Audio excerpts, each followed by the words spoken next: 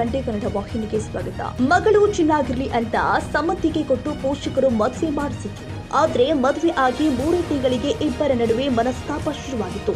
ಸದಾ ಪತ್ನಿ ಮೇಲೆ ಅನುಮಾನ ಪಡ್ತಾ ಇದ್ದ ಪಾಪಿ ಪತಿ ಪತ್ನಿಯನ್ನ ಕೊಂದು ಆಕೆ ತಾಯಿಗೆ ಫೋನ್ ಮಾಡಿ ಕೊಲೆ ಮಾಡಿರುವುದಾಗಿ ಹೇಳಿದ್ದಂತೆ. ಶಿಲ್ಪಾ ಎಂಬ 35 ವರ್ಷದ ಮಹಿಳೆಯನ್ನ ಕೊಲೆ ಮಾಡಿರುವುದಾಗಿ ಪತಿ ಮುತ್ತು ಶಿಲ್ಪಾ ತಾಯಿಗೆ ಕರೆ ಮಾಡಿ ಹೇಳಿದ್ದಂತೆ.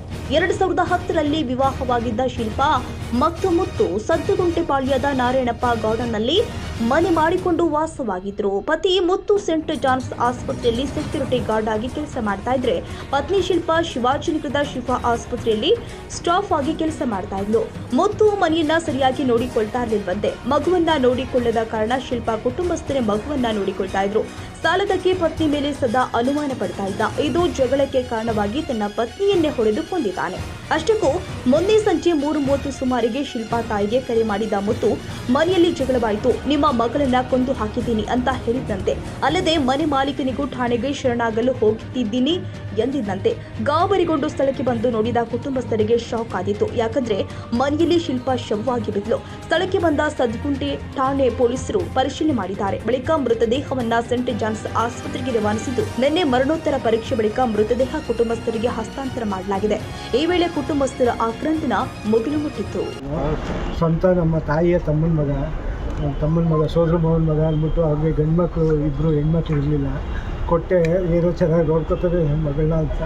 ಚೆನ್ನಾಗಿ ನೋಡ್ಕೊಂಡಿಲ್ಲ, 1 ವರ್ಷನೂ ಚೆನ್ನಾಗಿ ನೋಡ್ಕೊಂಡಿಲ್ಲ. ನಾವೇನೇ ಮಗು ಡೆಲಿವರಿ ಆಯಿತು, ಮಗು ನಾವೇ ಸಾಕೊಂಡಿದ್ದೀವಿ. ಇಲ್ಲಿವರೆಗೂ ಆ ಮಗುಗೆ 10 ರೂಪಾಯಿ ಕೊಟ್ಟು ಫೀಸ್ ಕಟ್ಟಿಲ್ಲ, ಅವ್ನು ಬುಕ್ ತಗೊಟ್ಟಿಲ್ಲ. ಆಯ್ತು ಬಿಡುವ ಬೇಡ ಅಂದ್ಬಿಟ್ಟು ನಾವೇ ನೋಡ್ಕೊಂಡಿದ್ದ. ಆ ಹುಡುಗಿ ನಾವು ನಮ್ಮ ಮಗಳು ಶಿಫಾ ಹಾಸ್ಪಿಟ್ಲ್ ಕೆಲಸಕ್ಕೆ ಸೇರಿ ಅಲ್ಲೊಂದು 10 ವರ್ಷ 11 ವರ್ಷ ಕೆಲಸ ಮಾಡಿದ್ವಿ.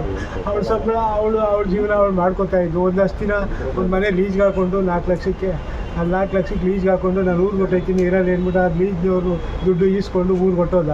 1.5 ವರ್ಷ ಬಂದಿರಲಿಲ್ಲ. ಆವಾಗ 1.5 ವರ್ಷ ನಾವೇ ಸಾಕೊಂಡಿದ್ದು ಮಗಳನ್ನ ಮೊಮ್ಮಗಳನ್ನ. ಪುನಃ ಊರಿನಿಂದ ನ್ಯಾಯ ಪಂಚಾಯಿತಿ ಮಾಡಿ ಇಲ್ಲ ನನಗೆ ಹೆಂಡತಿ ಬೇಕು ಅಂದ್ಬಿಟ್ಟು ಪುನಃ ನಿಮ್ಮಂಥವರೆಲ್ಲ ಹೇಳಿ ಕರ್ಸಿ ಆಯ್ತು ಅಂತ ನಾನು ಒಪ್ಕೊಂಡೆ. ನಮ್ಮ ಮನೆಯವ್ಳು ಒಪ್ಪಿರಲಿಲ್ಲ, ಬೇಡ ಸರಿ ಇಲ್ಲ ಅವರು ಆಸ್ತಿನೂ ಬೇಡ, ಅವ್ರ ಹಣನೂ ಬೇಡ.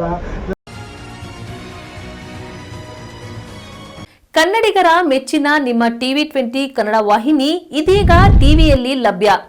ಕರ್ನಾಟಕ ಮತ್ತು ದೇಶ ವಿದೇಶದ 360 ಡಿಗ್ರಿ ಸುದ್ದಿ ವಿವರವನ್ನ ಪಡೆಯುವುದಕ್ಕೆ ಟಿವಿ20 ವಾಹಿನಿಯನ್ನು ಲೈಕ್ ಮಾಡಿ, ವಿಡಿಯೋಗಳನ್ನು ಶೇರ್ ಮಾಡಿ, ಕಮೆಂಟ್ ಮಾಡಿ, ಸಬ್ಸ್ಕ್ರೈಬ್ ಮಾಡಿ. HCN ಕೇಬಲ್ 842 ನಂಬರ್ನಲ್ಲಿ ಹುಕ್ಕೇರಿ ತಾಲೂಕು ಹಾಗೂ ಸಂಕೇಶ್ವರದ ಸುತ್ತಮುತ್ತಲಿನ ಹಳ್ಳಿಗಳಲ್ಲಿ ಲಭ್ಯ. PCN ಕೇಬಲ್ 129 ನಂಬರ್ನಲ್ಲಿ ಹಾರುಗೆರೆ ಸುತ್ತಮುತ್ತಲಿನ ಹಳ್ಳಿಗಳಲ್ಲಿ ಲಭ್ಯ. ರಾಯಬಾಗ್ ಡಿಜಿಟಲ್ ಚಾನೆಲ್ ಕೇಬಲ್ 80ನೇ ನಂಬರ್ನಲ್ಲಿ ರಾಯಬಾಗ ತಾಲೂಕಿನ ಸುತ್ತಮುತ್ತಲಿನ ಹಳ್ಳಿಗಳಲ್ಲಿ ಲಭ್ಯ. UDCN ಕೇಬಲ್ ನೆಟ್ವರ್ಕ್ ಉಗಾರ ಸುತ್ತಮುತ್ತಲಿನ ಹಳ್ಳಿಗಳಲ್ಲಿ ನಿಮ್ಮ ಟಿವಿ20 ಕನ್ನಡ ವಾಹಿನಿಯೂ ಲಭ್ಯ.